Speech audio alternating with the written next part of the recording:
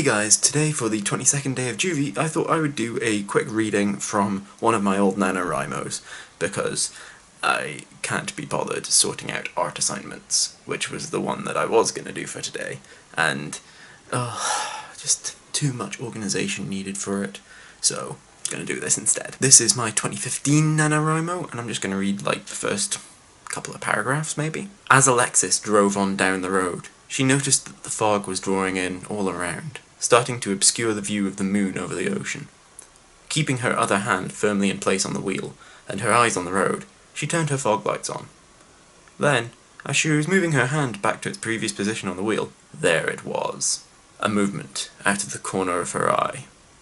At last. She had been waiting far too long for this sort of thing. She purposefully, and rather carelessly, stalled the car suddenly. Alexis made a point, as she got out of the car, of looking distressed at the situation, even as she was feeling excited inside. Their cover in this small, sleepy village on the northeast of Scotland was beginning to drive her mad. She was itching for a scrap. It had been months. She bustled towards the boot of the car, and caught a few more glimpses out of the corner of her eyes. Looked like there was just the one of the creatures, but you never knew with these things.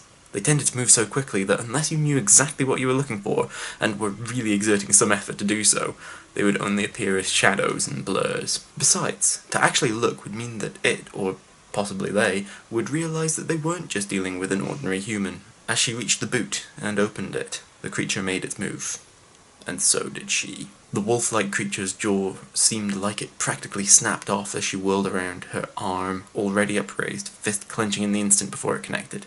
There was an amazingly confused look on the lupine face. That never got old, so she started laying into the monster, knocking it over and kicking it in the ribs hard enough to shatter the bones of any regular, natural creature.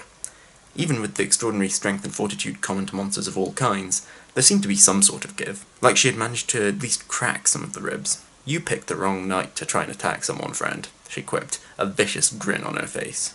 Alexis had missed the feeling of bone against her fist, of flesh breaking against her leather boot, and the adrenaline rush that came from a fight. And for a few seconds, this was enough to scratch that itch. But then she realised that the monster was already dead, and the howling from further off started. She stopped kicking, and started breathing heavily. Not like someone finishing their workout at the gym, but in the same way that someone does after sex. And just like after sex, there was a need for cleaning up. That's kind of the first sort of hook into that book. I would really like to finish that at some point, or maybe just rewrite it, because it didn't end up being quite as good as I carried on. I think that I will have to be going back and sort of doing a lot to it. I might rewrite it. Let me know in the comments down below what you thought of this. I would love to know what you think, so let me know down there. I hope that you enjoyed this video, and that you remember to like and share it, and subscribe to my channel. Click on the thumbnails down below to see other videos by me, and I will see you guys tomorrow for the next day of JuV. Bye.